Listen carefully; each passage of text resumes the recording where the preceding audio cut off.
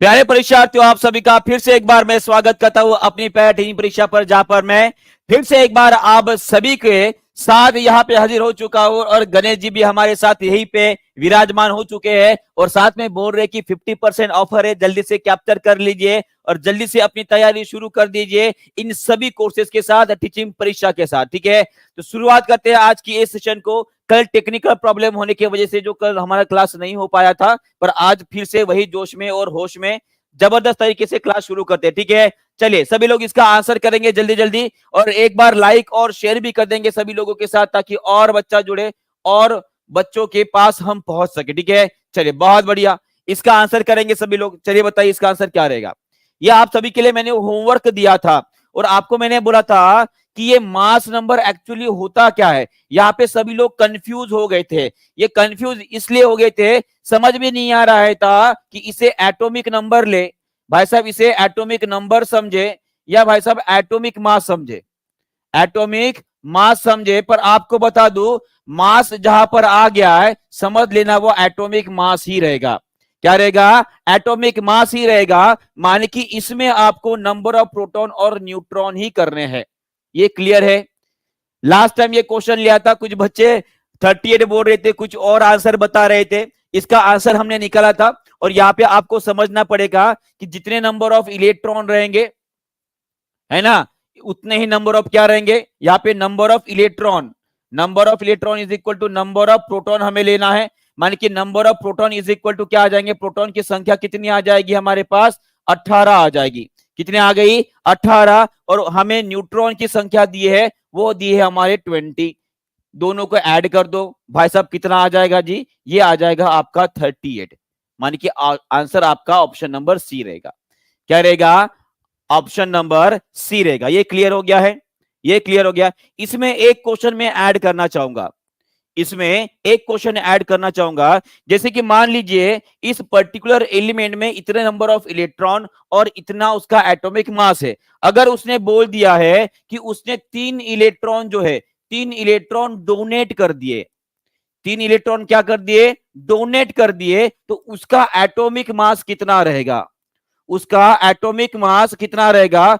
परमाणु द्रव्यमान कितना रहेगा? परमाणु द्रव्यमान कितना रहेगा? चलिए सभी लोग इसका आंसर करेंगे। देखते हैं किसके दिमाग में कितनी ताकत है, कितना पावरफुल है आपका दिमाग। चलिए सभी लोग इसका आंसर करेंगे। और देखिए, ये आप देख पा रहे हो क्या, पिछले 2 दिनों से मैं इसके ऊपर, टॉपिक के ऊपर क्वेश्चन ले रहा हूं और हर क्वेश्चन उलट पुलट ऐसे ऐसे कर कर पूछा गया है। ये एसएससी का पूछा गया क्वेश्चन है, एसएससी में पूछा गया क्वेश्चन है। तो सभी लोग इसका आंसर करेंगे। अगर उसने 3 इलेक्ट्रॉन डोनेट कर दिए तो उसका एटॉमिक मास कितना रहेगा? ओ भाई साहब, चलिए बताइए जल्दी जल्दी। बहुत बढ़िया। देखिए मैं कुछ स्टूडेंट्स का नाम लेना चाहूंगा जिन्होंने सही उत्तर बोला है। एक है अंजलि चाहक जी, चाहक जी, और एक है खतीब अख्तर जी। ठीक है, और बाकी और आंसर आ रहा है महिमा सिंह जी। इन सभी ने सही उत्तर किया है। देखिए इलेक्ट्रॉन अगर उसने डोनेट भी कर दिए तो नंबर ऑफ प्रोटॉन तो उतने ही रहेंगे ना, नंबर ऑफ प्रोटॉन तो उतने ही रहने वाले हैं। माने कि पहले 18 थे तो अभी भी 18 रहने वाले हैं। क्या नंबर ऑफ प्रोटॉन डोनेट किए? क्या हमने नहीं किए हैं। तो एटॉमिक मास माने क्या वो नहीं चेंज होने वाला है? वो चेंज होगा क्या? नहीं चेंज होने वाला है। अब देखिए यहाँ पे भाई साहब 41 बोल रहे हैं। मैंने अभी क्या बोला? इलेक्ट्रॉन डोनेट करने से नंबर ऑफ प्रोटॉन कहां बढ़े हुए हैं आपके? पहले भी 18 थे, अभी भी 18 ही है। न्यूट्रॉन तो जैसे कि वैसा ही है। माने कि 20 पहले था, अभी भी 20 है। तो आपका कोई चेंज नहीं होगा, 38 ही आएगा। क्या आएगा? 38 ही आएगा जी। क्लियर है गया? क्लियर है? समझ में आ गया है? ओके, देखिए एक बार फिर से बता रहा हूं, सभी लोग यहां पे आंसर करेंगे, अच्छे से ध्यान देंगे। नंबर ऑफ इलेक्ट्रॉन कितने हैं? 18। नंबर ऑफ न्यूट्रॉन कितने हैं? 20। ठीक है, अब इससे हमें पता चला है कि नंबर ऑफ प्रोटॉन कितने हैं जी? नंबर ऑफ प्रोटॉन आपके 18 है। कितने हैं? 18 है। अब मैंने आपको बोला कि इसने 3 इलेक्ट्रॉन डोनेट कर दिए, माने कि इलेक्ट्रॉन की संख्या आपकी 15 हो गई ना। मैंने इलेक्ट्रॉन की संख्या पूछी आपको, मैंने क्या पूछा आपको? मैंने आपको पूछा कि भाई साहब यहाँ पे एटॉमिक नंबर कितना रहेगा आपका, atomic number sorry atomic mass कितना रहेगा, ये मैंने आपको पूछा। और एटॉमिक मास मतलब क्या होता है? प्रोटॉन प्लस न्यूट्रॉन होता है ना। इसने इलेक्ट्रॉन भले ही दे दिया होगा पर प्रोटॉन की संख्या तो वही रहेगी ना, उसकी वही रहने वाली है। क्लियर है? माने कि वही रहेगी 18 plus 20 that is equal to 38 ही रहेगी। ठीक है, चलिए नेक्स्ट क्वेश्चन आप सभी के लिए इसका आंसर कर देंगे। ये एसएससी एमटीएस 2019 में पूछा गया क्वेश्चन है। चलिए बताइए इसका आंसर करेंगे सभी लोग। इलेक्ट्रॉन की खोज किसने की? इलेक्ट्रॉन की खोज किसने की? सभी लोग लाइक और शेयर भी करते रहेंगे, है ना? सभी लोग इसको लाइक और शेयर भी करते रहेंगे, है ना? बहुत बढ़िया, सभी ने आंसर दे दिया जी। इलेक्ट्रॉन की खोज किसने की थी? जे थॉमसन जी ने की थी। बाकी लोगों के बारे में सोच ले, थोड़ा सा देख लेते हैं ना। चलिए, ई गोल्डस्टीन जी ने किसके खोज की थी? जेम्स चैंडविक जी ने किसकी खोज की थी? और ई रुदरफोर्ड साहब जी ने किसकी खोज की? चलिए बताइए, एक एक करके बताएंगे। इलेक्ट्रॉन का जे थॉमसन हो गए। जेम्स चैंडविक जी ने किसकी खोज की थी? इन्होंने की थी आपकी न्यूट्रॉन की खोज की थी। ठीक है, उसके बाद रुदरफोर्ड जी ने किसकी खोज की थी? रुदरफोर्ड जी ने किसकी खोज की थी? चलिए सभी लोग जल्दी से आंसर करेंगे। ये क्वेश्चन हमने पढ़ाए हुए हैं, कुछ अलग क्वेश्चन नहीं लिए हमने, है ना? वही क्वेश्चन है। बहुत बढ़िया, देखिए यहां पे, हाँ बहुत बढ़िया। रुदरफोर्ड ने प्रोटॉन की खोज की थी, बहुत बढ़िया, प्रोटॉन की खोज की थी। और ई गोल्डस्टीन ने किसकी खोज की थी?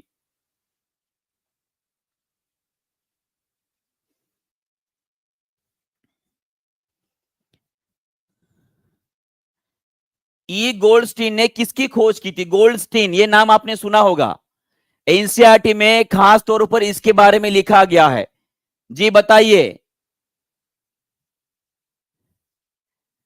डिस्क और प्रोटॉन, देखिए प्रोटॉन की तो खोज नहीं की थी, ठीक है?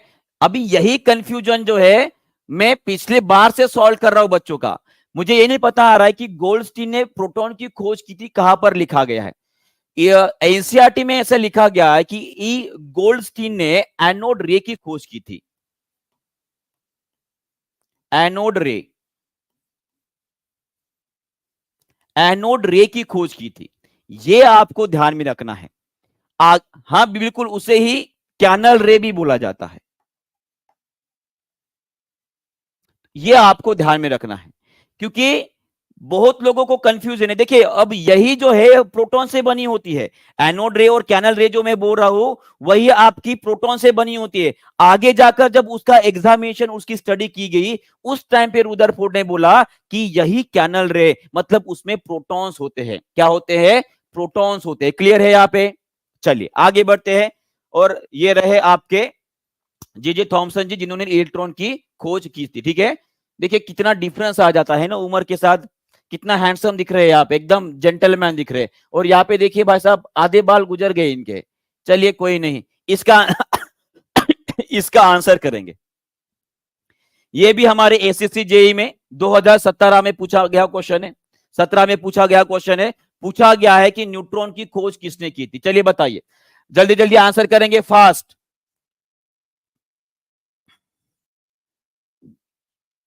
बहुत बढ़िया, सभी लोग कमेंट भी करेंगे और आंसर भी करते रहेंगे। बहुत बढ़िया, अभी आपको मैंने बताया था जेम्स चांडविक, निकोला टेस्ला ने एसी करंट की खोज की थी, एसी करंट।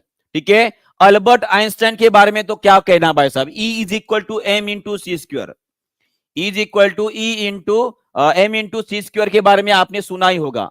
उसके बाद रुदरफोर्ड, जो अभी अभी मैंने बोला है, ठीक है, प्रोटॉन की खोज की थी। ठीक है, चलिए। और ये रहे आपके जेम्स चैंडविक जी, जिन्होंने न्यूट्रॉन की खोज की थी 1932 में। ठीक है, चलिए इसका आंसर करेंगे। बहुत चुन चुन के क्वेश्चन लाया हूं, है ना, एसएससी 2014। चलिए देखते हैं, सभी लोग आंसर करेंगे।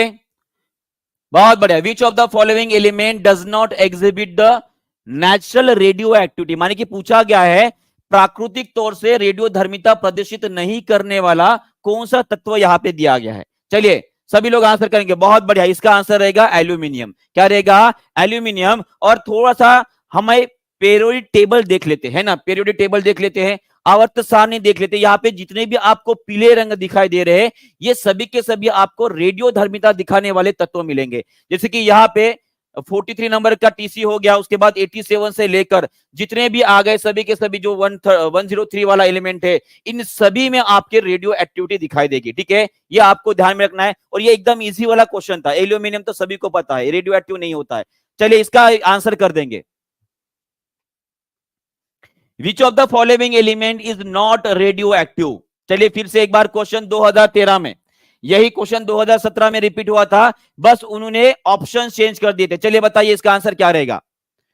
जी बिल्कुल, 85 87 के ऊपर जितने भी एलिमेंट रहेंगे उन सभी, लगभग सभी के सभी आपके कैसे रहने वाले हैं? रेडियो एक्टिव रहने वाले हैं। और इसमें से आप बताओगे कि कौन सा रेडियो एक्टिव नहीं होता है। बहुत बढ़िया, बहुत बढ़िया आंसर किए सभी ने। आपका आंसर है जिरकोनियम। ये जिरकोनियम कहां पे मिलेगा?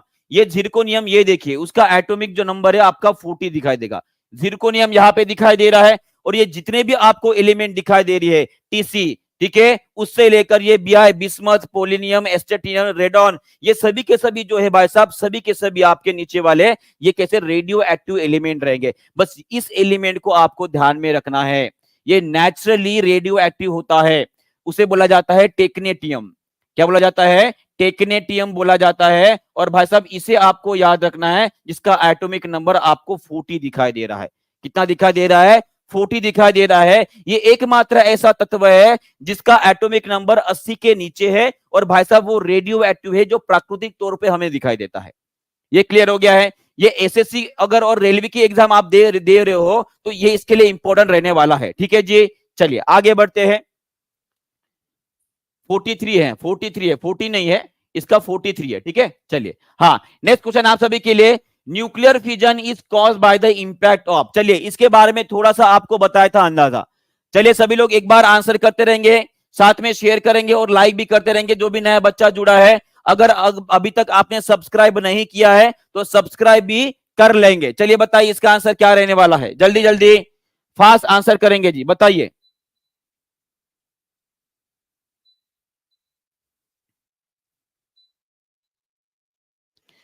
न्यूक्लियर फिजन, जिसे हम नाभिकीय विखंडन बोलते हैं, ये भाई साहब किसका प्रभाव होता है? इसके ऊपर न्यूट्रॉन को भाई साहब फेंक के मारा जाता है।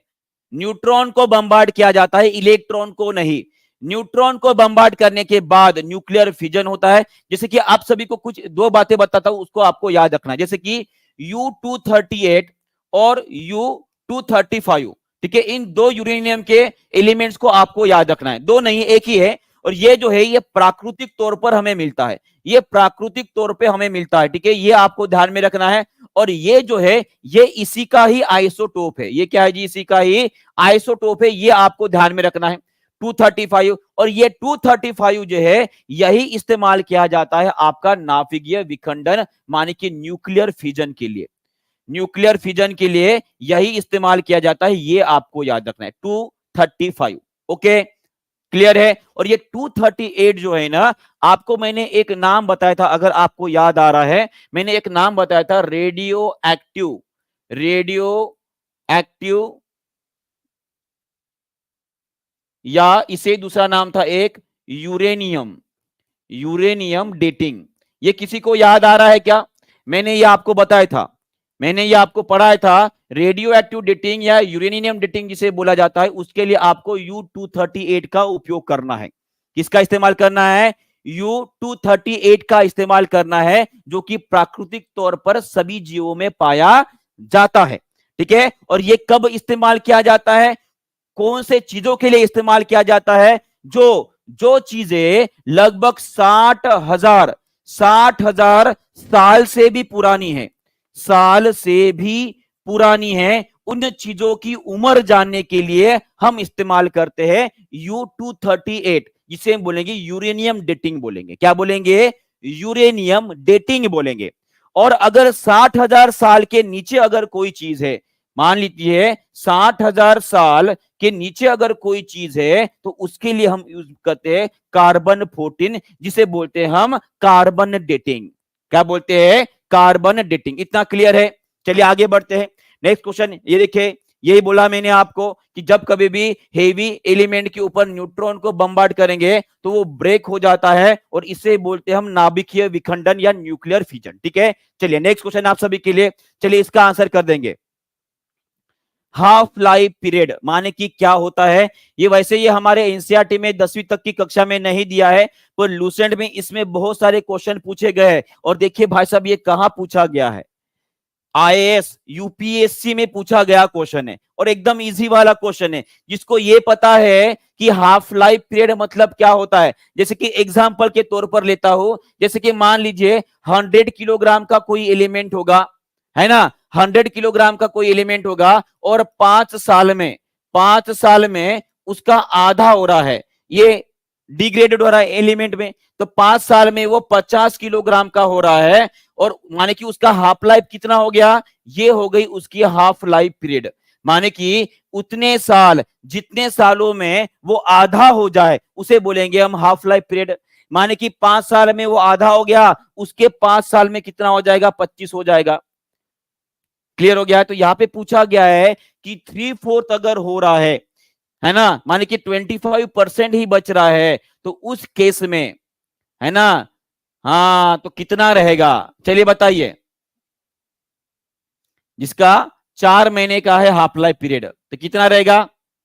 3/4 कब बचेगा? बहुत बढ़िया, सभी ने आंसर दे दिया जी। इसका आंसर रहेगा आपका 8 मंथ। कितना रहेगा? 8 मंथ। जैसे कि इसका ही एग्जांपल यहां पे समझा जाता हूं। पहले 100 ग्राम था, 100 किलोग्राम था, तो 4 साल में ये 50 हो जाएगा, उसके 4 साल में ये कितना हो जाएगा? 25 हो गया। ये हो गया आपका 3/4। ये कितना हो गया? नहीं, ये तो 1/4 हो गया ना। हाँ, तो 3/4 डिके हो गया ना, माने बचा कितना? 3/4 चला गया, बचा कितना? 1/4 बचा। ये माइनस हो गया, माने कि बचा कितना जी? 1/4 बचा। कितना? 25। कितने साल लगे? 4 और 4 माने कि 8। 4 और 4 माने कि 8। क्लियर है? चलिए आगे बढ़ते हैं। नेक्स्ट क्वेश्चन, ये रहा फार्मूला। ये फार्मूला वैसे अपने उतने काम का नहीं है। ठीक है, चलिए ये बताएंगे इसका आंसर, जो आरआरबी 2019 में एनटीपीसी में पूछा गया क्वेश्चन है। चलिए बताइए। In electrically neutral and weakly interacting subatomic particles are. ये तो एकदम इजी है, एक ही शब्द में इसका आंसर बता दिया। जिसको समझ में आया बस एक शब्द में वो आंसर बता देगा। चलिए बताइए। विद्युत रूप से तटस्थ और कमजोर। तटस्थ बोल दिया भाई साहब, तटस्थ बोल दिया मतलब क्लियर ही हो गया। चलिए जल्दी जल्दी आंसर करेंगे। बहुत बढ़िया, इसका आंसर रहने वाला है आपका न्यूट्रॉन। क्या रहेगा? न्यूट्रॉन, या जिसे हम न्यूट्रिनो बोलते हैं। क्या बोलते हैं? न्यूट्रिनो बोलते हैं। ये कैसे होता है जी? ये चार्ज लेस होता है, चार्ज लेस होता है, और कोई भी केमिकल रिएक्शन में, केमिकल रिएक्शन में ये भाग नहीं लेता है, रिएक्शन में ये भाग नहीं लेता है। ये भी आपको याद रखना है। ठीक है, क्लियर है? चलिए आगे बढ़ते हैं। नेक्स्ट क्वेश्चन आप सभी के लिए रहा, विच of the following is not a characteristics of living being. चलिए, माने कि लास्ट टाइम ये क्वेश्चन पूछा गया था कि जिंदा रहना है तो भाई साहब उसकी विशेषता कौन सी रहेगी, और यहां पे पूछा गया है कि जिंदा ना रहने की विशेषता क्या रहेगी। चलिए बताइए। एकदम इजी वाला क्वेश्चन है, जैसे कि लास्ट टाइम आपने बोला सर बच्चों वाला क्वेश्चन है, पर इसमें भी कुछ लोग गलतियां कर देते। देखता हूं कोई गलतियां करता है क्या। चलिए सभी लोगों का आंसर आ रहा है, बहुत बढ़िया। भगवान जी ने प्रसन्न होकर एक वरदान दे दिया कि जुग जुग जियो, तो भाई साहब जुग जुग जिए रहे हैं, मान की बीइंग इमॉर्टल, अमर होना, ये कोई लिविंग थिंग की चीज नहीं है। हम ग्रोथ कर सकते हैं, रेस्पिरेशन कर सकते हैं, और एक्सक्रीशन कर सकते हैं, बहुत सारी चीजें कर सकते हैं, पर भाई साहब अमर नहीं हो सकते, अमर नहीं हो सकते। क्लियर है? आपका बहुत बहुत धन्यवाद पुष्पा जी। ठीक है, पुष्पराज। ठीक है, चलिए नेक्स्ट क्वेश्चन आप सभी के लिए ये रहा, which part of the plant is responsible for the photosynthesis. चलिए, ये फोटोसिंथेसिस के ऊपर बहुत क्वेश्चन दिए हैं, फोटोसिंथेसिस के ऊपर लूसेंट में बहुत सारे क्वेश्चन दिए हैं। कौन सा पार्ट होता है, कौन से फॉर्म में निकलता है, उसमें कौन सी कोशिकाएं होती है, ये सब कुछ दिया हुआ है। एक एक कर कर पढ़ेंगे, तो इसका आंसर क्या रहने वाला है? लीव्स रहने वाला है। क्या रहने वाला है? पत्ते रहेंगे। आप सभी को पता है जो पत्तों में कुछ कोशिका होती है, कौन सी? उसे बोलते हैं हम गार्ड सेल। क्या बोलते हैं जी? गार्ड सेल बोलते हैं। और इसी गार्ड सेल में पानी पानी और सोडियम की जो मात्रा होती है ना, ये कंट्रोल करते हैं। ठीक है। और साथ में गार्ड सेल जो है वो पानी की वजह से टर्जिडिटी मेंटेन होती है। टर्जिडिटी का मतलब क्या होता है? माने कि उसमें तनाव जो होता है कोशिकाओं के अंदर वो मेंटेन करता है। जैसे कि एग्जांपल बताता हूं, मान लीजिए ये पत्तों के अंदर जो है गार्ड सेल है। ठीक है। जब इसके अंदर पानी नहीं रहेगा, ये सुकड़ी हुई रहेगी, सुकड़ के है, माने कि दरवाजा बंद है। और जैसे इसके अंदर पानी भर जाएगा भाई साहब, ये फूल जाएंगे। माने कि आपको दिख रहा है, आर पार दिखाई दे रहा है, माने कि इससे जो है फिर पानी जो है वो भाप बनकर निकल जाएगा। इसे हम क्या बोलते हैं? ट्रांसपीरेशन बोलते हैं। क्या बोलते हैं जी? ट्रांसपीरेशन बोलते हैं। क्लियर है? ओके, चलिए बहुत बढ़िया, ये समझ में आ गया है। आगे बढ़ते हैं जी। नेक्स्ट क्वेश्चन आप सभी के रहा। चलिए फिर से एक क्वेश्चन पूछा, ट्रैपिंग सनलाइट। सनलाइट को ट्रैप करने के लिए भाई साहब किसका इस्तेमाल किया जाता है? स्टोमेटा, गार्ड सेल, फ्लोएम या क्लोरोफिल का? चलिए बताइए, जल्दी जल्दी आंसर करेंगे, थोड़ा सा फास्ट जाना है, सभी लोग जल्दी जल्दी आंसर करेंगे। चलिए बताइए इसका आंसर क्या रहेगा? बहुत बढ़िया, इसका आंसर रहेगा आपका क्लोरोफिल पिगमेंट। क्या रहेगा? Chlorophyll pigment. आपको बता दो, क्लोरोफिल में जो है मैग्नीशियम मिलता है।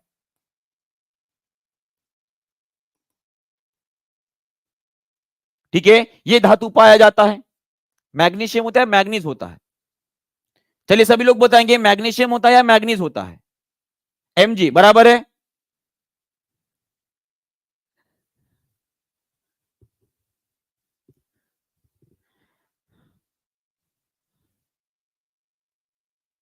क्लियर है? हाँ। तो इसमें क्या हो रहा है, फिर वो जो है क्लोरोफिल में पिगमेंट में जो एक रिंग होती है उसमें वो मुख्य धातु होता है। और इसमें जो आ रहा है भाई साहब लाइट, वो जनरली रेड कलर का और ब्लू कलर का जो लाइट होता है भाई साहब, ये सबसे ज्यादा इसका अवशोषण किया जाता है। सबसे ज्यादा इसका अवशोषण किया जाता है। और इसी लाइट में आपकी फोटोसिंथेसिस की जो प्रक्रिया होती है, फोटोसिंथेसिस की जो प्रक्रिया होती है वो सबसे फास्ट होती है। ये भी आपको याद रखना है, ये भी आपको याद रखना है। कौन से कलर में जी? ये होता है रेड और ब्लू कलर में, रेड और ब्लू कलर में आपको याद रखना है। ठीक है, चलिए आगे बढ़ते हैं। नेक्स्ट क्वेश्चन आप सभी के लिए रहा, plant absorb nitrogen from the soil in the form of. चलिए बताइए, इसके बारे में एक डायग्राम मैंने एक्सप्लेन की थी, अगर आपको याद आ रहा है तो सभी लोग इसका आंसर करेंगे। इसका आंसर क्या रहने वाला है? प्लांट जो है नाइट्रोजन को अपने सॉइल से, मट्टी से कौन से रूप में अवशोषित करते हैं, ऐसा क्वेश्चन है। तो इसका आंसर क्या रहेगा? इसका आंसर रहने वाला है आपका नाइट्रेट्स एंड नाइट्राइट्स। क्या रहेगा? नाइट्रेट्स एंड नाइट्राइट्स इसका उत्तर रहेगा। जैसे कि आप सभी को पता है कि जो एटमॉस्फेयर में मौजूद जो लगभग आपका नाइट्रोजन है सबसे ज्यादा होता है, और उसको जो है धरती में लाने का काम कौन करते हैं जी? नाइट्रोजन फिक्सिंग कुछ जीवाणु करते हैं। क्या करते हैं? जीवाणु। जैसे कि एग्जाम्पल इसके कुछ लिख दोगे आप, इसके कुछ एग्जाम्पल लिख दोगे जो आपको पता है, जीवाणु के एग्जाम्पल यहाँ पे लिख दोगे। ठीक है, वो क्या करते हैं? एटमॉस्फेयर का नाइट्रोजन जो है भाई साहब अमोनिया के रूप में कन्वर्ट करते हैं। कौन से रूप में? अमोनिया के रूप में कन्वर्ट करते हैं। फिर ये नाइट्रीफाइंग बैक्टीरिया होते हैं। क्या? ना, स्थिरीकरण वाले करने वाले बैक्टीरिया होते हैं, इस अमोनिया को फिर कन्वर्ट करते हैं नाइट्राइट्स और नाइट्रेट्स के रूप में। देखिए, माने कि ये जीवाणु सिर्फ हवा से नाइट्रोजन जो है अमोनिया में कन्वर्ट कर रहे हैं, पर उस अमोनिया का नाइट्रेट्स और नाइट्राइट में कन्वर्ट करना भी जरूरी है। वो भी कौन करते हैं जी? कुछ बैक्टीरिया ही करते हैं। और फिर वो नाइट्राइट्स और नाइट्राइट जो है वो पौधे एब्जॉर्ब करेंगे और खुद के लिए इस्तेमाल करते हैं। ये क्लियर हो गया यहाँ पे? बहुत बढ़िया। राइजोबियम, अजिटोबैक्टर और नाइट्रोसोमोनास, और कौन सा होता है एक भूल गए ना आप, इसे ना भूलिएगा, इसे ना भूलिएगा, ब्लू ग्रीन अलगी। ठीक है, इसे ना भूलिएगा, ये भी आपका नाइट्रोजन फिक्सेशन का काम करता है। ठीक है, ये भी आपको ध्यान में रखना है। चलिए नेक्स्ट क्वेश्चन आप सभी के लिए रहा। चलिए यहाँ पे पूछा गया है कि फोटोवोल्टाइक इफेक्ट, जिसे हम क्या बोलते हैं, फोटोवोल्टाइक प्रभाव का किसने खोज निकाला था, या उसका अभिधारण किसने किया था, किसने बताया था सबसे पहले कि यह सिद्धांत हो सकता है? चलिए सभी लोग इसका आंसर करेंगे जी। ब्लू ग्रीन अर्गी को नहीं भूलना है। ठीक है, वो भी एक नाइट्रोजन फिक्सिंग बैक्टीरिया रहेगा। ठीक है, चलिए बहुत बढ़िया, सभी लोग आंसर करेंगे। इसका आंसर रहेगा एडमंड बैक्वेरेल। एडमंड बैक्वेरेल वो इंसान थे जिन्होंने सबसे पहले फोटोवोल्टाइक इफेक्ट को बताया था। अब ये फोटोवोल्टाइक इफेक्ट मतलब क्या होता है वो जान लेते हैं। जैसे कि ये आपने कुछ देखा होगा, ऐसी चीजें देखी होगी, इसे हम सोलर सेल बोलते हैं। क्या बोलते हैं? सोलर सेल बोलते हैं। इसके ऊपर ऊपर जब प्रकाश पड़ता है भाई साहब, जो सूरज की किरणें आती है, सभी लोग मुझे बताएंगे ये जो है इसमें भाई साहब किसका इस्तेमाल किया जाता है? इसमें जो है भाई साहब उपधातुओं का इस्तेमाल किया जाता है। और वो कौन सा होता है? जनरली सिलिकॉन का इस्तेमाल किया जाता है।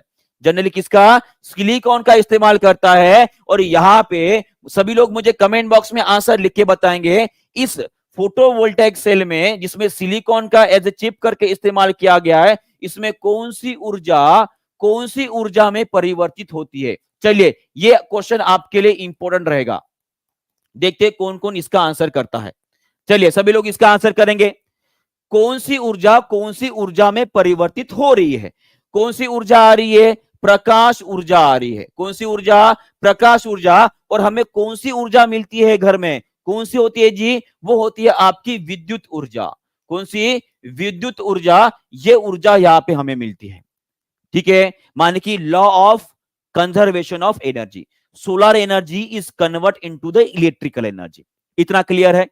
इतना क्लियर है? और आगे जाते हैं थोड़ा सा, एक्चुअली इसमें होता क्या है वो देख लेते हैं। देखिए ये कौन है? ये आपके ये बेक्वेरेल साहब है। ये कौन है? बेक्वेरेल साहब है। ये बेक्वेरेल कभी सुना है आपने? शायद स्पेलिंग गलत होगी, थोड़ा सा आप समझ लीजिएगा। बेक्वेरेल, बेक्वेरेल ये इकाई है। पता है किसकी इकाई है? ये इकाई है किसकी पता है? रेडियो धर्मिता की इकाई है। रेडियो धर्मिता की इकाई होती है, ये भी आपको याद रखना है। जहां कर भी कोई शब्द अगर आ जाता है और ध्यान में रखना है भाई साहब, ध्यान रख लियो। ठीक है, और उसके बाद देखिए ये आपके न्यूटन चाचा और ये दादाजी के दादा, दोनों भी न्यूटन ही है। सॉरी, दोनों भी आइंस्टाइन ही है। दोनों भी कैसे है? आइंस्टाइन ही है। ये यंग यंग थे जब, ठीक है, जवानी का जोश। देखिए कितने हैंडसम दिख रहे हैं। और देखो भाई साहब पढ़ाई पढ़ाई करके इनके बाल खड़े हो गए। ठीक है, ये ठीक है, ये तब का फोटो है जब वो एक फेमस हो गए थे। और इन्होंने ही दिया था फोटो इलेक्ट्रिक इफेक्ट। और इसके लिए उनको जो है, इसके लिए इनको नोबेल भी मिला था। किसके लिए? Photo electric effect. Photo electric effect, इसका मतलब क्या है? इसका मतलब यह है कि जब कभी भी किसी चीज के ऊपर आप किरणें डालोगे, जब कभी भी किसी चीज के ऊपर आप किरणें डालोगे, तो इससे मिलने वाली जो ऊर्जा होती है, जिसे E is equal to M into C square, इतनी ऊर्जा मिल रही है। ये ऊर्जा जो, या E is equal to H into nu, ठीक है, एच इंटू न्यू, इतना ऊर्जा मिल रहा है। ये ऊर्जा ग्रहण करने के बाद धातुओं में इलेक्ट्रॉन की संख्या ज्यादा होती है, वो प्रकाश से मिलने वाली ऊर्जा लेकर इलेक्ट्रॉन यहां से जंप करते हैं। यह है आपका फोटो इलेक्ट्रिक इफेक्ट। मान कि यही इलेक्ट्रॉन जो होता है आगे जाकर भाई साहब विद्युत धारा बनाएगा। क्या बनाएगा? विद्युत धारा बनाएगा। ये आइंस्टाइन जी ने प्रूफ कर कर बताया था। और इसीलिए उनको नोबेल भी मिला है। क्या मिला है? नोबेल प्राइज भी मिला है फिजिक्स का। क्लियर है? यहां पे क्लियर हो गया है? चलिए आगे बढ़ते हैं। नेक्स्ट क्वेश्चन आप सभी के लिए। बहुत बढ़िया, चलिए सभी लोग इसका आंसर करेंगे। देखिए मैं कुछ बातें आपको बताना चाहूंगा। एक्चुअली कैसे, my wife is admitted in hospital. हमारी वाइफ जो है, आपकी मैम जो है, वो एडमिट है हॉस्पिटल में। और कुछ कंडीशंस होने की वजह से मुझे शायद वहां पे जाना पड़ेगा। ठीक है, ऐसे लग रहा है कि सब सेटल हो जाएगा तो मैं आपकी क्लासेस रेगुलर करते रहूंगा, क्योंकि आपको भी पढ़ाई में लगा के रखना है। तो शायद हो सकता है कल से मेरा क्लास कुछ दिन ना हो। ठीक है, कल से मेरा क्लास जो है कुछ दिन ना हो, ऐसा हो सकता है। जैसे कंडीशन उधर की सुधर जाती है, मैं आ जाऊंगा और फिर से क्लासेस लेना शुरू कर दूंगा। ठीक है, क्लियर है? ठीक है, चलिए आपका बहुत बहुत धन्यवाद। आप बहुत समझदार हो, है ना, शिक्षक हो, टीचर हो, तो ये मेरे मन की बातें मैं आपके साथ शेयर कर सकता हूं। ठीक है, जी शिवानी जी, गुड न्यूज ही आने वाली है। पर कैसे आजकल पता है थोड़ा सा बहुत प्रॉब्लमेटिक हो गया सब चीजें। ठीक है, चलिए कोई बात नहीं, इसका आंसर करेंगे। चलिए इसका आंसर करेंगे, which of the following provide the oxygen to every cell of the body. चलिए सभी लोग इसका आंसर करेंगे। ऑक्सीजन कौन प्रोवाइड करता है हमारी बॉडी को, सभी कोशिकाओं को? कौन सा आंसर रहेगा इसका? एकदम सिंपल सा है, इसका रेड ब्लड सेल है, इसमें कोई नई बात नहीं है, ठीक है, इसमें कोई नई बात नहीं है, ठीक है, ये रहेगा आपका आंसर, ठीक है। चलिए आगे, कोई नहीं, आगे बढ़ते हैं। और ये रही आपकी आरबीसी। आप सभी को पता है ब्लड में कंटेंट कौन कौन से होते हैं, ये भी आपको याद रखना पड़ेगा। देखिए ब्लड को अगर मैं डिवाइड करूं तो दो भागों में इसे मैं विभाजित कर सकता हूं, एक होते हैं द्रव पदार्थ और एक होते हैं कोई कोशिकाएं। कोशिकाएं होती है, और कोशिकाओं की बात करूं या द्रव पदार्थ की बात करूंगा, जो पीला वाला पदार्थ आपको दिखाई दे रहा है इसमें, इसे बोलेंगे हम प्लाज्मा। क्या बोलेंगे जी? प्लाज्मा बोलते हैं। और जो कोशिकाएं होती है इसमें होती है मुख्य तौर पे आपको आरबीसी और भाई साहब डब्ल्यूबीसी मिलेंगे। और ये प्लाज्मा जो है ये लगभग आपके ब्लड में 55% होता है, और जो आरबीसी डब्ल्यूबीसी है वो लगभग 45%। पर मैं डब्ल्यूबीसी बात की अगर क्लियर करूं तो ये 1% से भी कम होती है, ये आपको याद रखना है। डब्ल्यूबीसी तभी बढ़ती है, ठीक है, डब्ल्यूबीसी तभी बढ़ती है जब आपको किसी प्रकार का इंफेक्शन हो जाए, किसी प्रकार का इंफेक्शन हो जाए, ये आपको ध्यान में रखना है, ठीक है जी। क्लियर हो गया है? अच्छा, ठीक है, चलिए आगे बढ़ते हैं। नेक्स्ट क्वेश्चन आप सभी के लिए ये रहा, ये रहा, रक्त के थक्के से संबंधित एक कारक कौन सा रहेगा? चलिए ये तो एकदम बच्चों वाला क्वेश्चन है। बोलो सर, ये तो एकदम बच्चों वाला क्वेश्चन है, हम इसे आराम से सॉल्व कर लेंगे। चलिए बताइए जी। आपका बहुत बहुत धन्यवाद, सब कुछ ठीक हो जाएगा, बस यही दुआ कीजिएगा, ठीक है ना। थोड़ा सा सेंटी हो जाता है आदमी फैमिली के बारे में, है ना। चलिए कोई बात नहीं, चलिए आंसर करेंगे इसका। इसका आंसर क्या करेगा? हाँ, it is a factor related to blood clotting. Blood clotting किसकी वजह से? विटामिन के की वजह से। विटामिन के भाई साहब इसका बड़ा ही महत्वपूर्ण है हिस्सा है हमारे शरीर के अंदर। ये विटामिन के जो है देखिए बाहर से तो हम खा ही रहे हैं, साथ में ये हमारे बड़ी आंत जो होती है, जिसे हम क्या बोलेंगे, बड़ी आंत, जो बड़ी आंत होती है हमारी, ये बड़ी आंत में कुछ बैक्टीरिया होते हैं जिसे हम गुड बैक्टीरिया बोलते हैं। क्या बोलते हैं जी? गुड बैक्टीरिया, माने कि उसे हम क्या बोलते हैं? प्रोबायोटिक्स बोलते हैं। क्या बोलते हैं? प्रोबायोटिक्स बोलते हैं। और यही प्रोबायोटिक्स जो है इनका एक और नाम है, इसे हम बोलते हैं ई कोली बैक्टीरिया। क्या बोलते हैं? ई कोली बैक्टीरिया बोलते हैं। ये आपको ध्यान में रखना है। क्लियर है?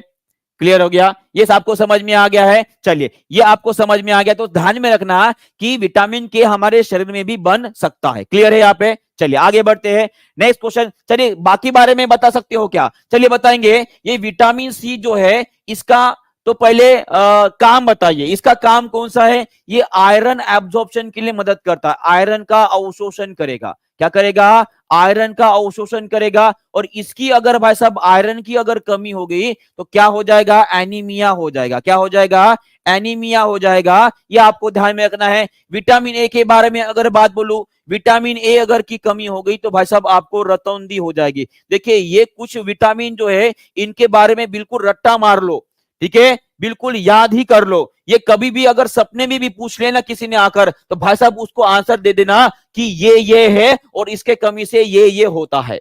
क्लियर है? चलिए बहुत बढ़िया, आगे बढ़ते हैं। चलिए, और ये रहे बाइंडिंग करने के लिए, और ये रहे पूरे के पूरे आपके ब्लड के कंटेंट्स, ठीक है। चलिए नेक्स्ट क्वेश्चन आप सभी के लिए, हाइड्रोजन की खोज किसने की थी? चलिए, हाइड्रोजन की खोज किसने की थी? हाइड्रोजन की खोज किसने की थी? हाइड्रोजन की खोज किसने की थी? हेनरी कैवेंडिश ने। किसने की थी जी? हेनरी कैवेंडिश जी ने हाइड्रोजन की खोज की थी। और उसके साथ साथ आप मुझे बता दोगे कि ये डब्ल्यू.सी. रॉन्गटन जी ने भाई साहब क्या किया था? इन्होंने एक्स रे का खोज किया था, एक्स रे का खोज किया था। ये भी आपको ध्यान में रखना है, रॉन्गटन जी, ठीक है, रॉन्गटन जी। क्लियर है? चलिए आगे बढ़ते हैं जी, जल्दी जल्दी। चलिए, और यही रहे आपके कैवेंडिश साहब, और ये रहे हमारे हाइड्रोजन के 3 आइसोटोप, ठीक है। चलिए इसका आंसर करेंगे, which of the following is use as a preservative. देखिए इसमें जो बहुत सारे क्वेश्चन जो है ना वो एग्जामिनेशन में पूछे गए हैं, माने कि इससे हमें ध्यान में आता है कि अगर कोई एग्जामिनर कोई क्वेश्चन निकाल रहा है तो उसके लिए वो जनरली 2 ही सोर्स का इस्तेमाल करता है, सॉरी 3 सोर्स। एक होता है आपका एनसीईआरटी जो आप पढ़ रहे हो, दूसरा होता है आपका एससीईआरटी, और तीसरा होता है आपका लुसेंट। लूसेंट जो है वो एनसीईआरटी और एससीईआरटी के ही बेस होता है, पर लूसेंट में कुछ बातें जो है बहुत डिटेल में दी होती है, डेप्थ में दी हुई है। अगर आप पढ़ाई करना चाहते हो विज्ञान की बहुत अच्छे से और पूरे से पूरे मार्क लेना चाहते हो तो सीक्वेंस ऐसे, पहले आप स्टेट बोर्ड की आपकी बुक पढ़ लीजिए, उसके बाद आपको पढ़ना है आपकी एनसीईआरटी, और तीसरी पढ़ना है आपको लूसेंट। ये तीनों चीजें अगर आपने पढ़ ली ना भाई साहब, तो दुनिया की कोई भी एग्जामिनेशन दे, तो दुनिया की नहीं बोलूंगा पर भारत में जितनी भी एग्जामिनेशन होती है कॉम्पिटिटिव एग्जामिनेशन, भाई साहब आप आराम से क्रैक कर लोगे, और यही मूल मंत्र है। समझ में आया? बहुत बढ़िया, ठीक है। चलिए इसका आंसर करेंगे। इसका आंसर क्या रहेगा? इसका आंसर रहेगा सोडियम बेंजोइड। क्या रहेगा जी?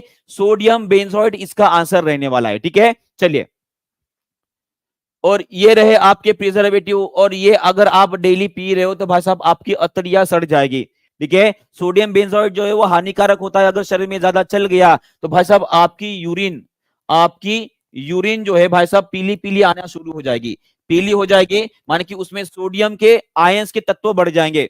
सोडियम अगर शरीर में ज्यादा बढ़ गया, सोडियम अगर शरीर में ज्यादा बढ़ गया तो इसके वजह से आपको बीपी के प्रॉब्लम हो सकते हैं। किसके प्रॉब्लम होते सकते हैं? बीपी के प्रॉब्लम हो सकते हैं। और उसी तरह से अगर आपके शरीर में विटामिन डी की कमी हो गई, अगर ये तुरंत रोज पे डेली पी रहे हो, जैसे कि पानी पीते हैं भाई साहब, अगर सोडियम की मात्रा आपके शरीर में बढ़ गई और वहां पे आपके बीपी का प्रॉब्लम शुरू हो गया, और आपको अगर शरीर में विटामिन डी की कमी हो गई तो भाई साहब किडनी स्टोन भी हो जाएंगे। क्या हो जाएंगे?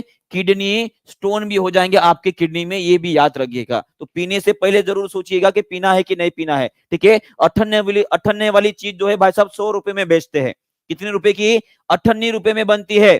98 बोलो या 1 रुपया 1.5 रुपए में बनती है, और 100 रुपए में बेचते हैं भाई साहब। सिर्फ हीरो लोग जो है इसकी एडवर्टाइज करके इतनी कीमत बढ़ा देते हैं।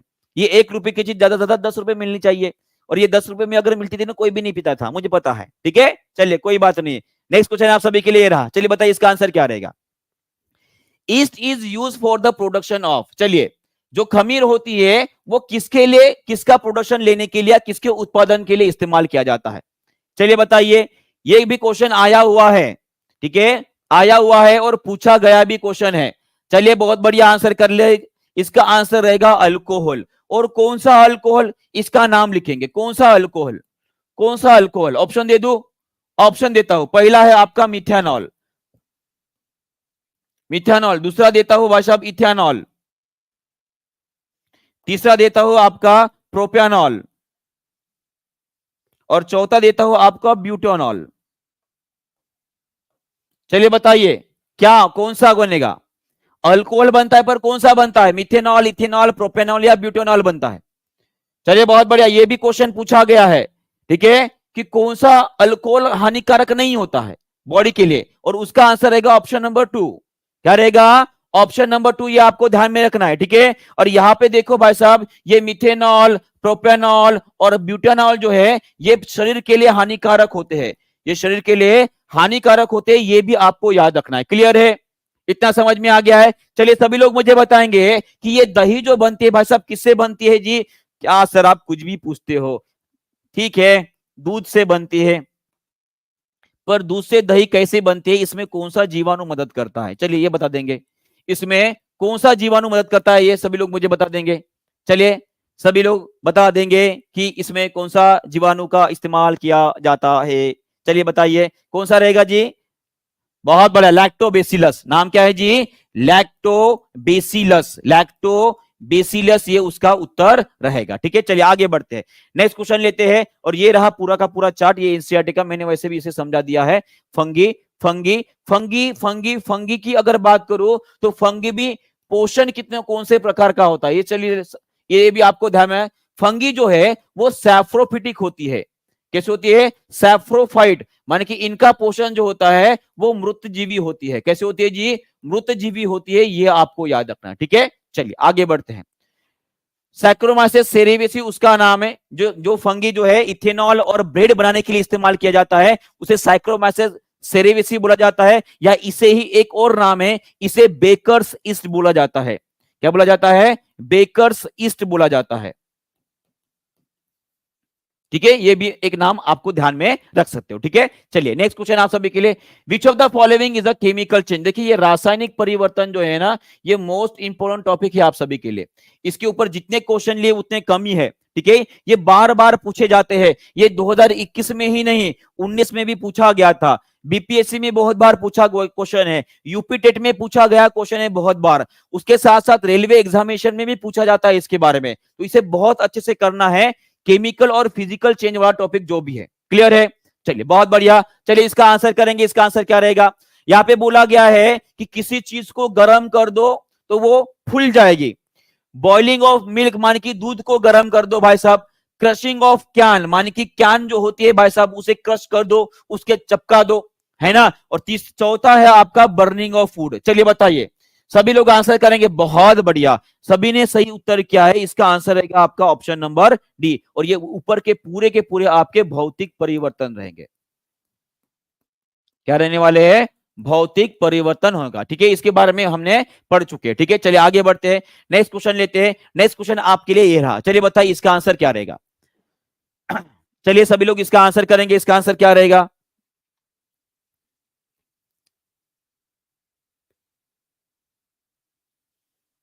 बहुत बढ़िया, चलिए बताइए इसका आंसर क्या रहेगा। माइटोकॉन्ड्रिया एटीपी दिया गया है, माने कि माइटोकॉन्ड्रिया की जोड़ी एटीपी के साथ है, तो राइबोसोम की जोड़ी किसके साथ है। बहुत बढ़िया, देखिए किसको, सभी ने सही उत्तर दिया है, बस एक जो है गलत उत्तर आया है जी, रागिनी जी। देखिए ध्यान रखिएगा, माइटोकॉन्ड्रिया में एटीपी बनता है, तो राइबोसोम में क्या बनेगा, प्रोटीन बनता है। क्या बनता है, प्रोटीन बनता है। प्रोटीन किससे बनता है, अमीनो एसिड से बनता है। किससे बनता है, अमीनो एसिड से बनता है। और हमारे शरीर में 21 टाइप्स ऑफ अमीनो एसिड, उसमें से 20 अमीनो एसिड का ये इस्तेमाल करेगा। ये आपको ध्यान में रखना है। और एक और बात आपको ध्यान में रखना पड़ेगा कि प्रोटीन को तोड़ा जाता है, प्रोटीन को तोड़ा जाता है किसमें जी, अमीनो एसिड्स में तोड़ा जाता है। तो सभी लोग मुझे बताएंगे कि हमारे शरीर में कौन से एंजाइम होते हैं जो प्रोटीन का डाइजेशन में मदद करते हैं। सभी लोग इसका आंसर अच्छे से करेंगे, कोई भी गलत नहीं करेगा, कोई भी गलत नहीं करेगा। देखिए पहला एंजाइम होता है जो पेट में बनता है भाई साहब, उसे बोलते हैं हम पेप्सिन। क्या बोलते हैं, पेप्सिन बोलते हैं। और दूसरा एंजाइम जो है वो बनता है आपके किसमें जी, पैंक्रिया में। पैंक्रिया में, जिसे हम अग्नाशय बोलेंगे, पैंक्रियाज में बनता है आपका ट्रिप्सिन। ठीक है, ये दो एंजाइम जो है वो मदद करते हैं आपके प्रोटीन को तोड़ने के लिए। किसे तोड़ने के लिए, प्रोटीन को तोड़ने के लिए। वो तोड़ने के बाद अमीनो एसिड, और ये अमीनो एसिड इस्तेमाल करते हैं कोशिका में मौजूद राइबोसोम, और वो बनाते हैं आपका, क्या बनाते हैं जी, फिर से हमारे शरीर को जो लगता है वो प्रोटीन बनाते हैं। ये क्लियर हो गया है, इतना आपको समझ में आ गया है। तो राइबोसोम के बारे में एक और बात बताता हूं जिसे आपको याद रखना है। देखिए हमारे पास दो प्रकार की कोशिकाएं होती है, एक होती है आपकी प्रोकैरियोटिक, एक होती है हमारी प्रोकैरियोटिक, और एक होती है आपकी यूकैरियोटिक। एक होती है आपकी यूकैरियोटिक। जो प्रोकैरियोटिक्स होती है, मान के जिनके जिनके अंदर क्या नहीं होता, उनके अंदर जो है न्यूक्लियस नहीं होता है, मान कि उनके अंदर जो राइबोसोम होता है भाई साहब, उसका नंबर 70s होता है। क्या होता है, 70s होता है। और जो यूकैरियोटिक्स होती है, माने कि जिनके अंदर न्यूक्लियर मेम्ब्रेन और न्यूक्लियस माने कि केंद्रक भी होता है, उनके अंदर कौन से नंबर का होता है, 80s का होता है। क्लियर है, ये समझ में आ गया है जी, इसे आपको अच्छे से याद करना है। ठीक है, इतना अगर क्लियर है तो भाई साहब आगे बढ़ते हैं, देखते हैं नेक्स्ट क्वेश्चन क्या है। चलिए बताइए इसका आंसर क्या रहेगा। विच of the following element would lose an electron easily. कौन सा एलिमेंट है जो बहुत इजीली अपना इलेक्ट्रॉन लूज कर देगा, माने कि छोड़ देगा। सिंपल सी बात है, यहां पे पूछा गया है कि सबसे ज्यादा रिएक्टिव कौन रहेगा, सबसे ज्यादा क्रियाशील कौन रहेगा। ये क्वेश्चन और ये क्वेश्चन सेम है, कोई भी अंतर नहीं है। जो सबसे ज्यादा इजीली इलेक्ट्रॉन डोनेट करता है, तो भाई साहब इसका मतलब वो ज्यादा क्रियाशील है। और मैंने आप सभी को वो एक चार्ट पढ़ाया था जिसे हमने क्या बोला था, रिएक्टिविटी सीरीज। उस रिएक्टिविटी सीरीज में सबसे ऊपर कौन होता है भाई साहब, पोटेशियम होता है। सबसे ऊपर कौन होता है, पोटेशियम होता है। तो माने कि पोटेशियम ज्यादा रिएक्टिव होता है। क्लियर हो गया है? हाँ, क्योंकि पोटेशियम सबसे ज्यादा रिएक्टिव है। ये क्लियर हो गया है? बहुत बढ़िया। और आपको दिखा दूं ये वाला चार्ट, देखिए सबसे ऊपर कौन है? पोटेशियम है, माने कि ये सबसे ज्यादा रिएक्टिव है। ये सबसे ज्यादा रिएक्टिव है, माने कि ये इजीली इलेक्ट्रॉन दे देगा। भाई साहब ले लो, कुछ लेन देन नहीं उसको, ठीक है लिए। और उसमें एक और बात आपको ध्यान में रखनी है, यहाँ पे आप देख पा रहे हो जो हम जनरली यूज करते हैं, कॉपर, सिल्वर, गोल्ड, और नीचे एक और रहेगा, उसका नाम रहेगा प्लेटिनम। नीचे और एक रहेगा जिसका नाम है प्लैटिनम। ये चारों के चारों एलिमेंट हाइड्रोजन के साथ रिएक्शन नहीं करते हैं, हाइड्रोजन के साथ रिएक्शन नहीं करते हैं। और इसीलिए मैंने आपको पढ़ाया था एक केमिकल रिएक्शन, कौन सी जी? अगर मैं कॉपर को भाई साहब HCl के साथ रिएक्ट करा दूं तो आपको क्या मिलेगा? चलिए सभी लोग इसका आंसर करेंगे। सभी लोग इसका आंसर करेंगे, चलिए बताइए। अगर मैं कॉपर को हाइड्रोक्लोरिक एसिड के साथ रिएक्ट करा दूं भाई साहब तो आपको क्या मिलेगा? सभी लोग इसका आंसर करेंगे जल्दी जल्दी। लाइक और शेयर भी करते रहेंगे। देखिए 200 के ऊपर बच्चे हैं और लाइक अपने कितने हुए? 200 भी नहीं हुए हैं, है ना? तो सभी लोग एक बार लाइक भी कर देंगे और शेयर भी कर देंगे अपने दोस्तों के साथ, ताकि ज्यादा से ज्यादा बच्चे इसे देखें और अपनी पढ़ाई और अच्छे से कर सके, ठीक है? अरे भाई साहब हमें तो 350 के आसपास पहुंच गए, मैं पुराना डाटा दिख रहा था। ठीक है, थैंक यू वेरी मच। ठीक है, बहुत बढ़िया। नो रिएक्शन, कैसे? नो रिएक्शन, ये बात आपको ध्यान में रखनी है, ये बड़ी इंपॉर्टेंट है। ठीक है, चलिए आगे बढ़ते हैं। नेक्स्ट क्वेश्चन आप सभी के लिए, चलिए बताइए। विच gland is called master gland? Master gland किसे बोला जाता है? चलिए बताइए, मास्टर ग्लैंड किसे बोला जाता है? हमारी पूरी ग्रंथियों की मास्टर ग्लैंड कौन सी होती है, जो सभी ग्रंथियों को कंट्रोल करती है? और जनरली बता दूं भाई साहब, जो हमारी अंतस्त्रावी ग्रंथियां होती है, अंतस्त्रावी ग्रंथियां जो होती है उनको कंट्रोल कर, अंतस्त्रावी जो ग्रंथियां होती है उनको कंट्रोल करती है हमारी ये मास्टर ग्लैंड। नाम क्या है? नाम है उसका पिट्यूटरी ग्लैंड। नाम क्या है? Pituitary gland. और बाकी की ग्लैंड्स भी आपको पता रहनी चाहिए। ये पिट्यूटरी ग्लैंड होती कहां पर है ये देख लेते, कोई बता सकता है कहां पर होती है? भाई साहब यहां से अगर गोली मार दोगे, यहां से और यहां से, तो ये दोनों पॉइंट जहां पे छेदेंगी ना अंदर जाकर, जहां पे मिलेगी भाई साहब, वहां पे आपकी पिट्यूटरी ग्लैंड रहेगी। ये देखिए, ये देख पा रहे हो, इस तरह की होती है आपकी पिट्यूटरी ग्लैंड दिखने में। और ये देखिए यहाँ पे दिख रहे छोटा सा बिंदु आपको दिखाई दे रहा है, ये है आपकी पिट्यूटरी ग्लैंड। देखिए दिखने में इतनी सी है, पर पूरे शरीर के लगभग अंतःस्त्रावी जितनी भी ग्रंथियां है उनको सभी को कंट्रोल करती है। ठीक है, उसके बाद ये सभी के सभी आपके ऑर्गन जिनको वो कंट्रोल करती है, देखिए आपकी थायराइड ग्लैंड को कंट्रोल करेगी, आपकी जो एड्रिनल ग्लैंड होती है उसे कंट्रोल करती है। उसके बाद मैमरी ग्लैंड जो होती है, जिससे स्तन से दूध का स्त्राव होता है, उससे कंट्रोल करती है। उसके बाद आपकी हड्डियों में भाई साहब मजबूती लाने के लिए जो हार्मोन्स निकलते हैं, जिसे हम ग्रोथ हार्मोन बोलते हैं, उसे कंट्रोल करता है। और उसके बाद जो टेस्टिस और ओवरीज होती है भाई साहब, उनमें जो क्या बोलेंगे सेक्सुअल हार्मोन निकलते हैं, उनको कंट्रोल करने का काम करते हैं। किडनी को कंट्रोल करती है, आपकी पूरी सेक्सुअल ऑर्गन्स को कंट्रोल करती है, ऑक्सीटोसिन को कंट्रोल करती है। माने कि जितने भी लगभग आपकी अंतःस्त्रावी ग्रंथि है सभी के सभी कंट्रोल करती है ये आपकी पिट्यूटरी ग्लैंड। ये क्लियर हो गया है? और इसमें एक और बात आपको बताना चाहूंगा, इसमें एक नाम आया है भाई साहब, पीनल ग्लैंड। ये पीनल ग्लैंड को पता है क्या बोला जाता है? इसे हम बायोलॉजिकल क्लॉक बोलते हैं, बायोलॉजिकल क्लॉक बोला जाता है हमारे मानव शरीर की। ऐसा क्यों? आपने देखा होगा जो बूढ़े बुजुर्ग है, आपके माता पिता होंगे या आप ही होंगे, किसी दिन अगर एक ही टाइम पे अगर आप उठ गए हो या कुछ हो रहा है तो आपको उसी समय पर जो है आपकी नींद खुल जाती है। ऐसा क्यों होता है? क्योंकि वो जो क्रियाएं आप डेली कर रहे हो, डेली करने वाली जो क्रिया का समय होता है, वो समय आपके मेमोरी में सेव हो जाता है, आपकी परमानेंट मेमोरी में सेव हो जाता है। और वो समय जो आपका शेड्यूल है भाई साहब, उस शेड्यूल को क्लॉक करने का काम ये पीनल ग्लैंड करती है। आपको बराबर किसी को देखिए, जैसे ही नहाना हो गया भाई साहब तुरंत उनको भूख लग जाएंगी, और किसी दिन उन्होंने नहाया नहीं तो भाई साहब भूख ही नहीं लगती है। ऐसा क्यों? Penal gland. क्लियर है यहाँ पे? चलिए बहुत बहुत बढ़िया, आगे बढ़ते हैं। नेक्स्ट क्वेश्चन आप सभी के लिए, बताइए क्या रहेगा?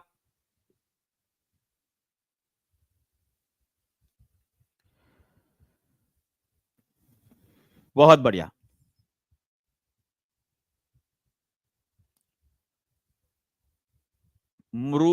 मृदुला कुमारी। मृदुला जी, अगर कोई आपको प्रॉब्लम अगर है, कोई टेक्निकल इश्यू अगर जा रहा है, तो मैं फिर से बता रहा हूं, देखिए जितने भी पेड वाले बच्चे हैं वो सभी सभी का हम पूरा ख्याल रख रहे हैं, ठीक है। हम ये चाहते हैं कि उनको कोई भी तकलीफ ना हो, पर अगर आपको कोई तकलीफ आ रही है या कुछ कोर्स के बारे में आपको डिस्कस करना है या कुछ प्रॉब्लम जा रहा है, तो आप हमारे टेक्निकल टीम को कॉल कीजिएगा, ठीक है, उसको हम सॉल्व कर लेंगे। क्लियर है? चलिए इसे आंसर करेंगे। चलिए इसका आंसर करेंगे सभी लोग। निम्न में से किसकी कमी की वजह से मनुष्य में मधुमेह हो जाता है? ये तो एकदम इजी वाला क्वेश्चन है। इंसुलिन, अगर ये आपको पता है, इंसुलिन अगर पता है, इंसुलिन अगर पता है, तो भाई साहब बता देंगे कि भाई साहब कौन सी कोशिका इसे रिलीज करती है, कौन सी कोशिका, उस कोशिका का नाम बता देंगे, उस कोशिका का नाम बता देंगे कमेंट बॉक्स में अगर आपको पता है, ठीक है। क्लियर है? चलिए आगे बढ़ते हैं। और ये रही है आपकी पूरी की पूरी पैंक्रियाज, जिसके अंदर वो कोशिकाएं होती है और एक कोशिकाओं का झुंड होता है। इस तरह से उस कोशिकाओं के झुंड को हम क्या बोलेंगे? आइसलेट ऑफ लंगरहैन, आइसलेट ऑफ लैंगरहैन बोलते हैं। ये भी आपको ध्यान में रखना है, ठीक है, ये आपको ध्यान में रखना है। क्लियर हो गया है? बहुत बढ़िया। और इसमें होती है बीटा सेल, जो क्या करती है? इंसुलिन बनाती है। क्या बनाती है जी? इंसुलिन बनाती है। चलिए बहुत बढ़िया, आगे बढ़ते हैं। इसका भी आंसर जल्दी से कर देंगे। इसका आंसर क्या रहेगा? जो लिचेन नाम का एक सहजीव प्राणी होता है, सहजीव संबंधी रहने वाले भाई साहब दो होते हैं, दो ग्रुप होते हैं, दो जीव होते हैं। वो किसका होता है? वो अलगी और फंगी का होता है। किसका होता है? ये क्वेश्चन हमने देखे, बस रिवीजन के लिए मैंने डाला है, क्योंकि ये इंपॉर्टेंट क्वेश्चन रहेगा आपके एग्जामिनेशन के लिए, ठीक है। चलिए आगे बढ़ते हैं। और ये रहे आपके अलगी और फंगी। फंगी क्या करती है जी? ये घर बनाती है, घर प्रदान करती है और साथ में प्रोटेक्शन करती है, प्रोटेक्शन करती है। और भाई साहब ये जो अलगी आपको दिखाई दे रही है, ये अलगी जो है वो खाना बनाती है। क्या बनाती है जी? खाना बनाती है। ये आपको ध्यान में रखना है। और ये लिचेन का काम कौन सा होता है? ये लिचेन जो है भाई साहब, ये कहां कहां पे इस्तेमाल किया जाता है? ये मसालों में इस्तेमाल किया जाता है। और ये आपका जो आपका लिटमस पेपर रहेगा, लिटमस पेपर रहते हैं, उसे बनाने के लिए इस्तेमाल किया जाता है लिचेन का। और उसके साथ साथ ये बायोलॉजिकल इंडिकेटर भी होती है। क्या होती है जी? बायोलॉजिकल इंडिकेटर भी होती है। कौन से घटक की? सल्फर डाइऑक्साइड की। किसकी जी? सल्फर डाइऑक्साइड की, SO2 की। ये भी आपको याद रखना है। इतनी बातें आपको लिचेन के बारे में याद रखना है। क्लियर है? क्लियर है? गे हो गया। चलिए बहुत बढ़िया, आगे बढ़ते हैं। नेक्स्ट क्वेश्चन आप सभी के लिए ये रहा, जल्दी जल्दी आंसर करेंगे, समय हमारा खत्म होने वाला है, ठीक है। चलिए बहुत बढ़िया।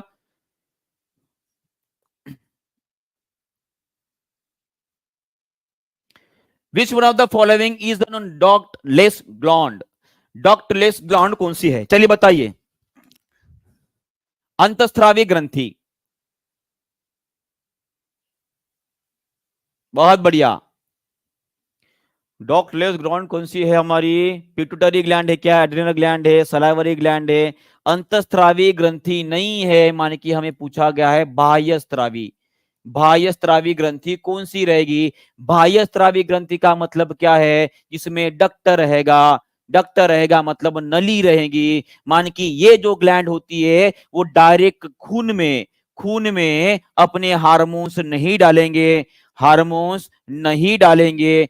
इसे ही बोलेंगे हम बाह्यस्रावी ग्रंथि। कौन सी रहेगी? पिट्यूटरी रहेगी, एड्रिनल, सलाइवा या थायराइड? इसका आंसर रहेगा आपका सलाइवरी ग्लैंड। क्या रहेगी? Salivary gland. सलाइवरी ग्लैंड में कौन सा एंजाइम बनता है भाई साहब? ये मुझे सभी लोग मुझे बता देंगे। कौन सा एंजाइम बनता है जी? कौन सा एंजाइम बनता है सलाइवरी ग्लैंड में? चलिए बताइए। वो क्या करता है? वो आपका खाने में मौजूद जो स्टार्च होता है, उस स्टार्च को कन्वर्ट करता है आपके शक्कर में। किसमें? शक्कर में। उसका नाम क्या है? बहुत बढ़िया नाम बताए भाई साहब, एमिलेज।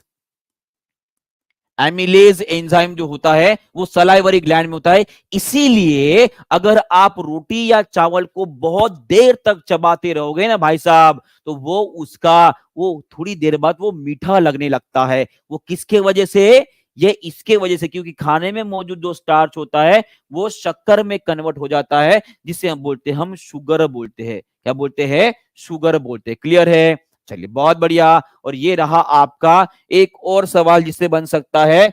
ऐसी साइंस की ब्रांच, ऐसी विज्ञान की शाखा जहां पर एंडोक्राइन ग्लैंड माने कि अंतःस्रावी ग्रंथियों के बारे में अध्ययन किया जाता है, उसे ही बोलते हैं हम एंडोक्रिनोलॉजी बोलते हैं। क्या बोलते हैं? एंडोक्रिनोलॉजी बोलते हैं। और इसी एंडोक्रिनोलॉजी के जो पप्पा है भाई साहब, वे थॉमस एडिसन है। देखिए इनका नाम की तरफ थोड़ा सा ध्यान दीजिएगा। यहाँ पे मैंने थॉमस एडिसन नहीं बोला है। थॉमस एडिसन जो कान से बहरे थे, जिन्होंने बल्ब का खोज निकाला था, वो नहीं है, ये दूसरे है। ये दूसरे है, थॉमस एडिसन है। क्या नाम है? Thomas Edison. और ये रहे आपके थॉमस एडिसन। ये पता है किसके जैसे दिख रहे हैं भाई साहब? आपने एक्समैन देखा? एक्समैन वुल्वरिन हॉलीवुड का मूवी है। जैसे ऐसे ऐसे पंजे करेंगे ना, यहां से भाई साहब चाकू निकलते हैं। ठीक है, माने कि उसको किसी और हथियार की जरूरत नहीं है, ऐसे भी कर लोगे तो भाई साहब आदमी कट जाता है। यहाँ से चाकू निकलने वाला जो होता है ना, वुल्वरिन जिसे बोलते हैं, उसका नाम मुझे याद नहीं आ रहा है। आपको अगर याद आ रहा है तो बोल देना भाई साहब। ये उनके जैसे ही दिख रहे हैं ना, जैसे वैसी दाढ़ी वाड़ी है, बाल थोड़े से कम है, बस हो गया, बाकी तो चीजें वैसे के वैसी है। देखा होगा, ये है आपके थॉमस एडिसन। अभी याद रहेगा वुल्वरिन। बहुत बड़ा। जिन जिन लोगों को पता है वुल्वरिन के बारे में, एक बार हाथ ऊपर कर देंगे, एक बार हाथ ऊपर कर देंगे और इनको याद रखेंगे कि वो थॉमस एडिसन थे, जिनको हम क्या बोलेंगे? अंतःस्रावी ग्रंथियों के पप्पा बोलेंगे। क्लियर है? चलिए, पता है सभी को। तो चलिए एक काम करते हैं, ये क्वेश्चन आपको मैं होमवर्क दे रहा हूं, सभी लोग इस क्वेश्चन को सॉल्व करेंगे और कमेंट बॉक्स में इसका आंसर लिख देंगे। तो इसी तरह से ये सेशन हमारा यहीं पे खत्म हो गया है। शायद कल हमारी मुलाकात नहीं होगी, आगे होगी। ठीक है, जब कभी होगा, शायद 4-5 दिन भी लग सकते हैं। तो मैं जा रहा हूं उधर। ठीक है, तो आप पढ़ाई करेंगे डेली। दानिश सर की क्लास डेली रहती है 5 से 6 बजे तक, उनको ज्वाइन करेंगे और अपनी पढ़ाई जारी रखेंगे। पढ़ाई रुकनी नहीं चाहिए। तो इसी तरह से क्लास ए पे खत्म करते हैं। आपका बहुत बहुत धन्यवाद। Thank you very much. ठीक है।